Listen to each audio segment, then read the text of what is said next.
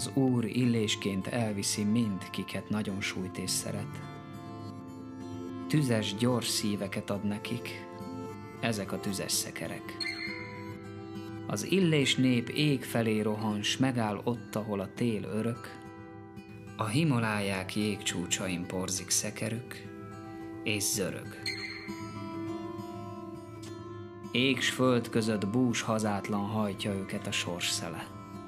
Gonosz, hűvös szépségek felé száguld az illés szekere.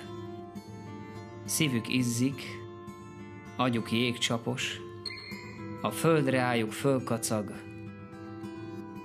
s jégútjukat számva szórja be hideg gyémánt porral a nap.